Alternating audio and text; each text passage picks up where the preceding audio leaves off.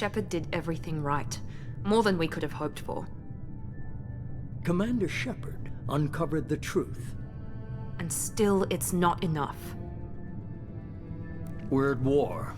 No one wants to admit it, but humanity is under attack. But they're sending her to fight Geth. Geth!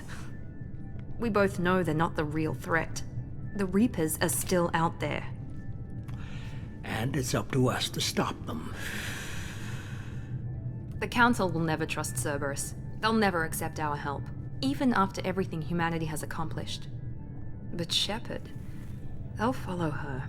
She's a hero, a bloody icon. But she's just one woman.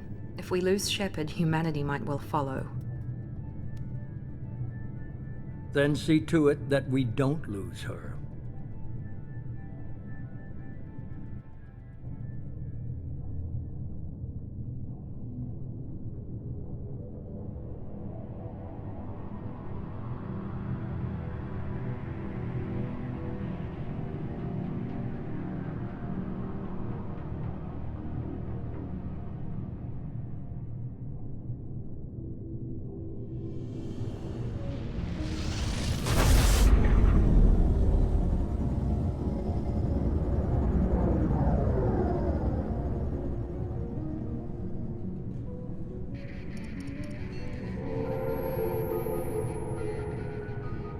Disengaging FTL drives. Emission sinks active. Board is green. We are running silent. We're wasting our time. 4 days searching up and down this sector, and we haven't found any sign of Geth activity. 3 ships went missing here in the past month. Something happened to them. My money's on slavers. The Terminus system is crawling with them. Picking up something on the long-range scanner. Unidentified vessel. Looks like a cruiser. Doesn't match any known signatures. Cruiser is changing course. Now on intercept trajectory. Can't be. Stealth systems are engaged. There's no way a Geth ship could possibly... It's not the Geth. Brace for evasive maneuvers!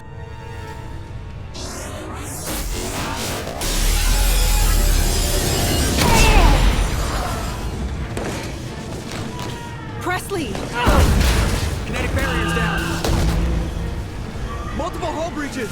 Weapons offline. Somebody get that fire out.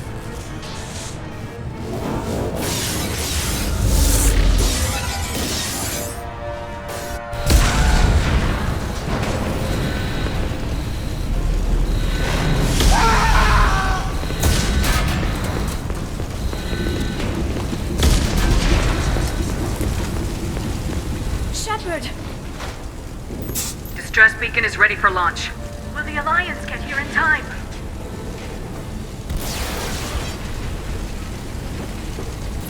The Alliance won't abandon us.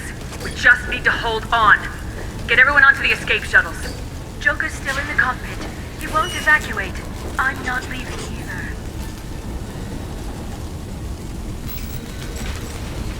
Get to the damn shuttles! I'll haul Joker's crippled ass out of here. Shepard! Get the hell out of here!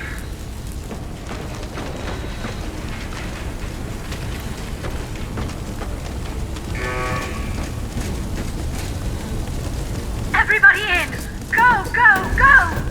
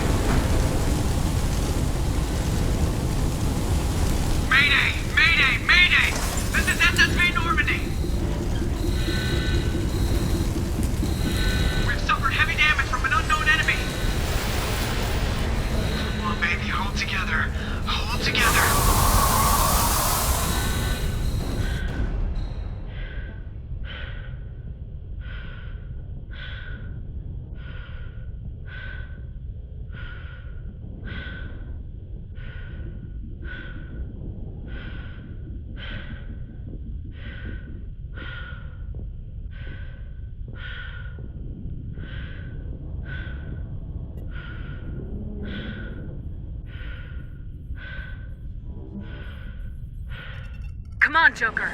We have to get out of here. No, I won't abandon the Normandy! I can still save her! The Normandy's lost. Going down with the ship won't change that. Yeah, okay.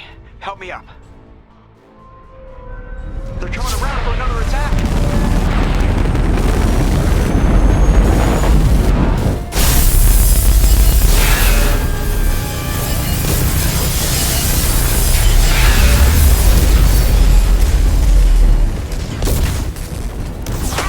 Watch the arm!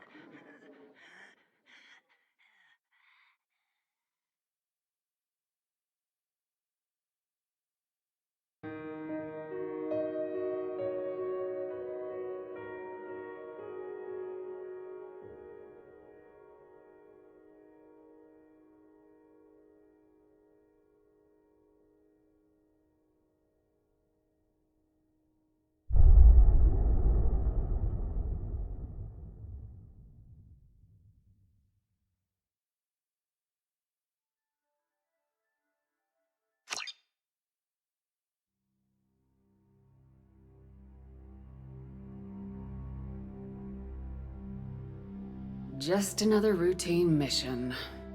Why do they always say that before a mission? Of course it's routine, you haven't done anything yet. It's everything that happens along the way.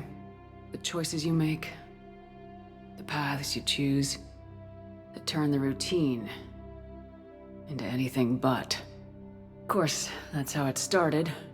A routine mission, answering a distress call. And look where that got me. We were testing out the Normandy, Captain Anderson's new ship, when the distress call came in. An Alliance patrol on Eden Prime had been attacked. They'd seen something they couldn't explain. And whatever it was massive. I hit the ground with my lieutenant, Caden Alenko. A good kid, loyal, by the book, with a talent for biotics. We came across the lone survivor of the patrol, Gunnery Chief Ashley Williams. A soldier to the core. Tough, disciplined, ready to take on whatever came her way. Ashley joined up with us and took us to the spot where she lost her squad.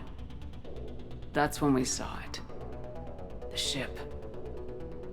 Like nothing I'd ever seen.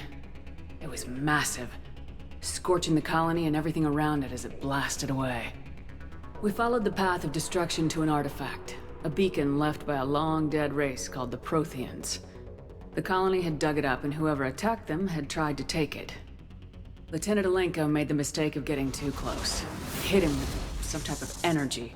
I grabbed him and threw him out of the way. That's when it hit me. Hard. Every muscle in my body went rigid. I couldn't move, could barely breathe.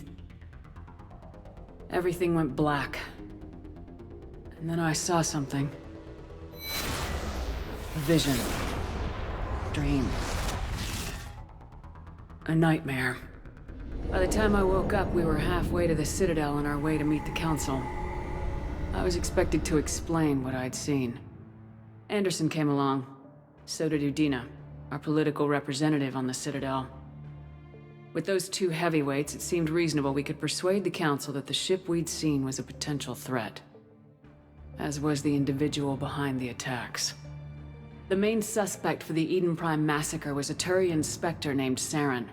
He'd been seen by one of the survivors from the colony at Eden Prime, and there was some evidence to suggest that the ship was connected to Saren. But even Udina's pointed accusations weren't enough to convince the Council. They just couldn't believe one of their chosen elite specters could be guilty of something like that. They needed proof, which meant I needed proof. Fortunately, I wasn't alone in my search. Garrus, another Turian, wanted to help. A top agent for Citadel Security. Despite orders from his superiors that he shouldn't get involved, he told me he was suspicious of Saren and he had some useful leads. More importantly, he was willing to share them.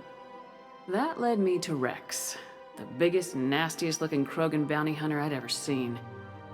He turned out to be more than just a brute. It was his intel that led us to a fugitive with incriminating evidence on Saren. The fugitive turned out to be an energetic little Quarian named Tally. A tech expert with a knack for hacking, she'd procured some information on Saren. Evidence that proved Saren was dirty. Tally's evidence proved that Saren was responsible for the massacre on Eden Prime, and the immense warship we'd spotted was in fact Saren's flagship. But it went much further. Saren was trying to find a way to bring back a race of sentient machines from dark space. Machines allegedly responsible for cleansing the galaxy of all organic life. These Reapers were blamed for wiping out all life 50,000 years ago, including the Protheans, then disappearing back through the mass relays to dark space, leaving no trace that they'd ever been. That explained why Saren was after the beacon, and it made some sense out of my visions, but not much else.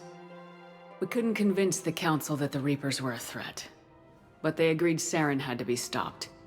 They stripped him of his Spectre status and gave me the honor of becoming the first human Spectre.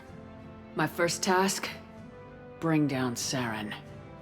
Anderson decided to stay behind, giving up his ship, the Normandy. He told me I'd need it more than he would. He also pointed me in a direction. Liara. A Prothean expert, adept in biotics, and maybe most importantly, daughter of Benezia, Saren's top lieutenant.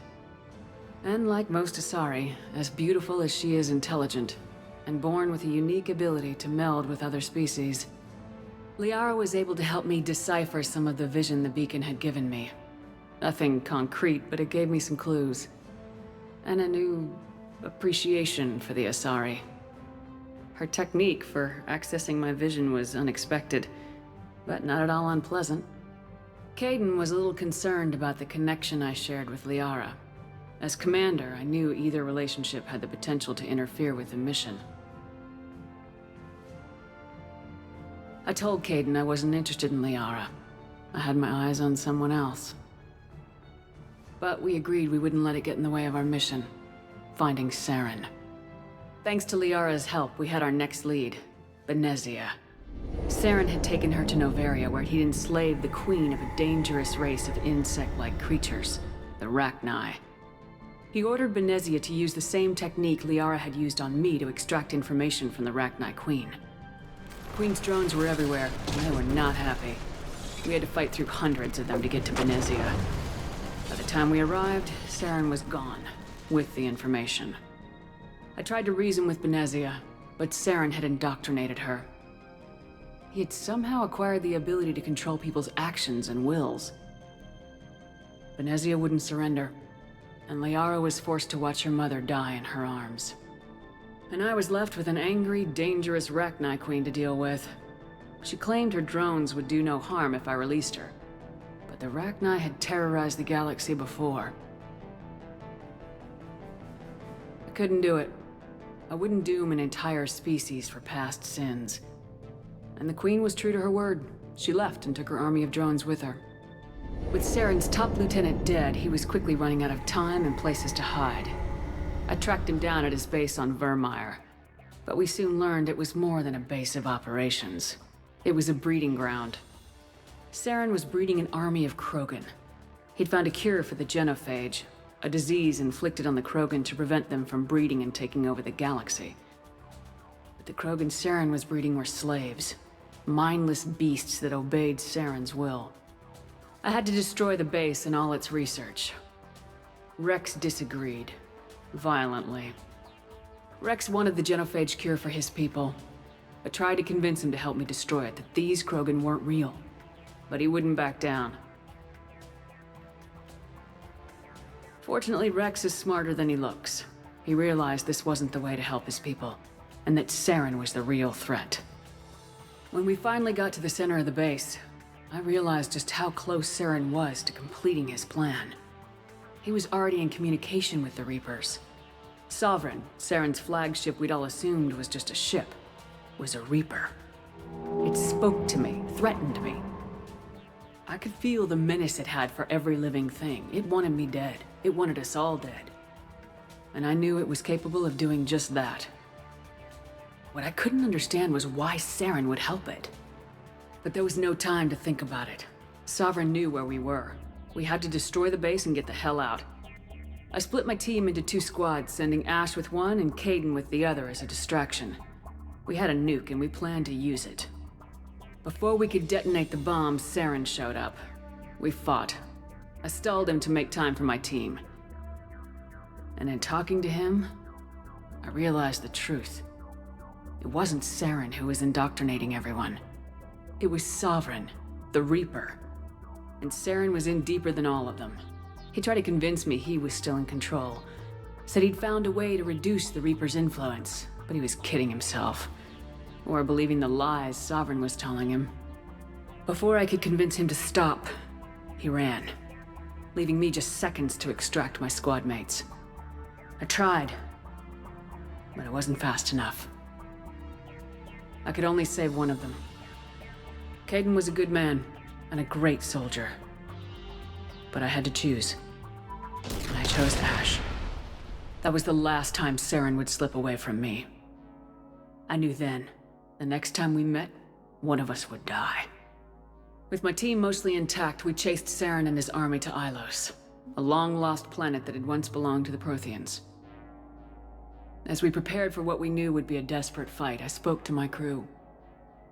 We were just one ship, against Saren's growing army. I assured them all that despite the odds, we could defeat him. I'd never tell anyone, but I had my doubts. Leaving Caden behind had hardened my resolve, but revealed a weakness in my defenses. How many more friends and allies would I be willing to sacrifice in order to stop Saren? We arrived on Ilos close behind Saren.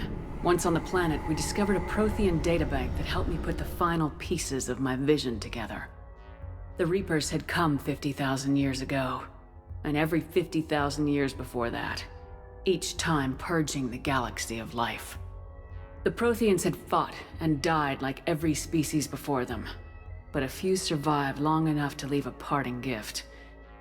The Protheans had discovered that the Citadel was the key to controlling the mass relays. By sabotaging the Citadel, they found a way to close the relays to dark space, slowing the Reapers' return, giving us the time we needed to find a solution to stop the Reapers once and for all. Saren knew this. He was leading his army to take control of the Citadel and re-establish the relays to dark space, bringing the waiting Reapers here to destroy us all. We followed him to the Citadel. It was intact, but heavily damaged. He'd caught the Council fleets by surprise, and they were only now regrouping. And with Sovereign as his flagship, there was little hope that the fleets could counterattack with enough strength to take back the Citadel. But Saren was done running, and I was done chasing him. As the Alliance and Council fleets battled Saren's army outside the Citadel, I cornered the Turian bastard in the Citadel tower and confronted him. He died believing that the Reapers would save him.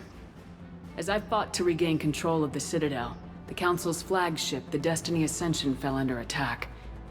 Despite Saren's death, Sovereign and Saren's army continued to fight. The Council was aboard the Destiny Ascension and they were requesting assistance. But I knew in order to help them, I would have to put our human Alliance fleet in jeopardy.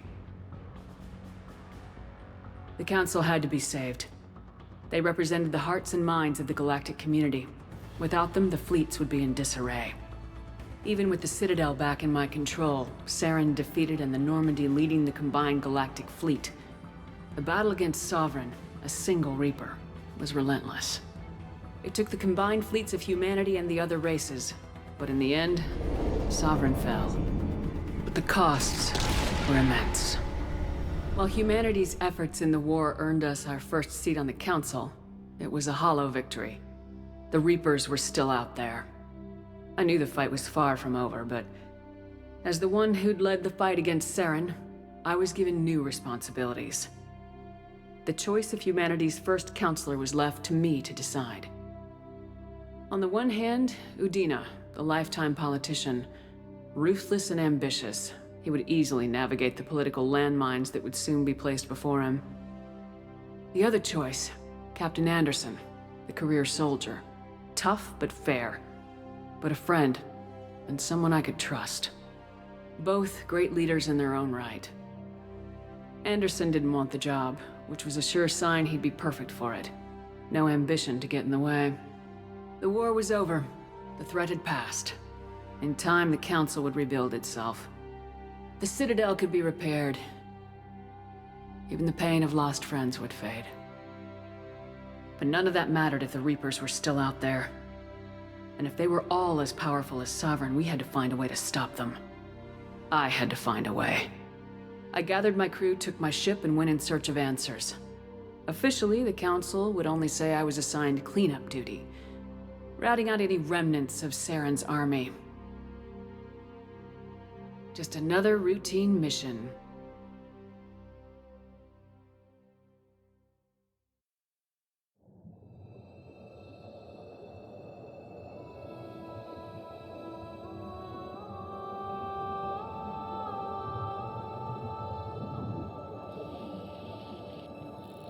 Commander Shepard has been recovered. The Lazarus Project will proceed as planned.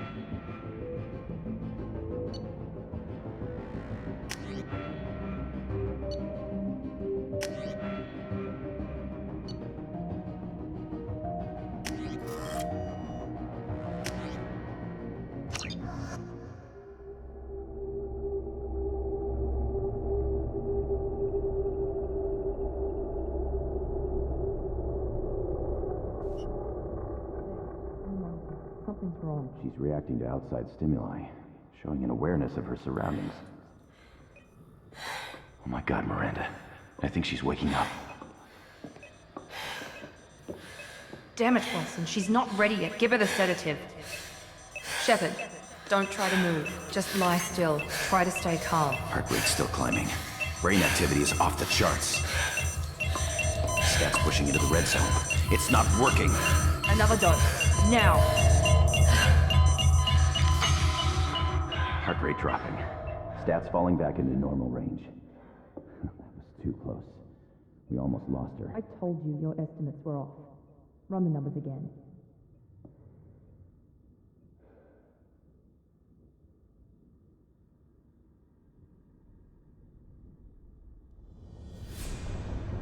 Wake up, Commander. Shepard, do you hear me? Get out of that bed now. This facility is under attack.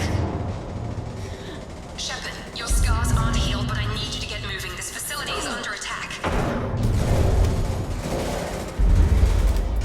There's a pistol in the locker on the other side of the room. Hurry! Grab the pistol and armor from the locker. You don't have time to wait around, Shepard. Grab your weapon and armor. Pistol doesn't have a thermal clip. Keep your head down, Shepard. Shield yourself from the blast. Someone's hacking security trying to kill you. Look for a thermal clip for your pistol.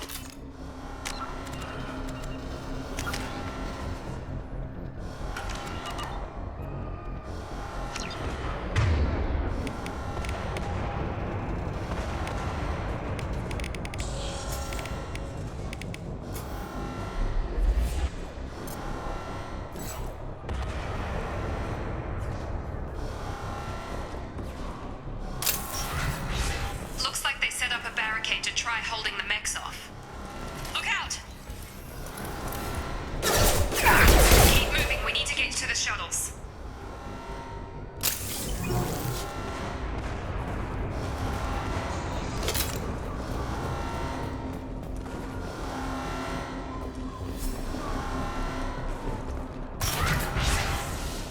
Shepard, security mechs are closing in on your position. Take cover.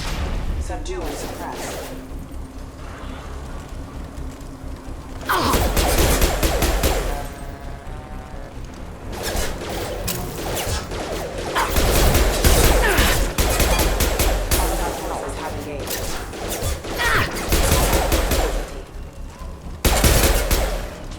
Nice work, Shepard.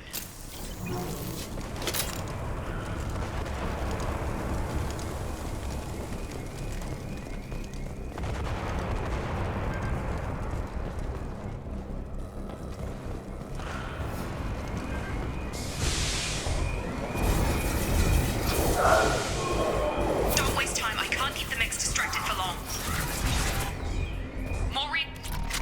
Here come the mechs. Threat detected. Take the elevator down one floor.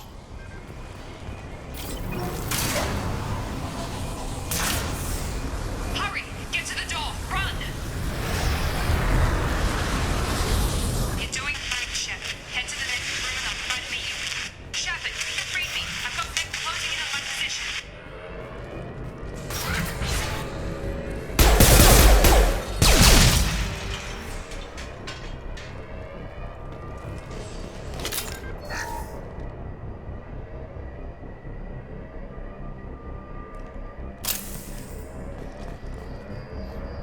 Log update. The cost of this project is astronomical. Over 4 billion credits so far. But nobody seems to care that we've gone over budget. I don't know where the boss gets all his money. Maybe it's better not to know. I just wish he'd kick a little more in my direction once in a while.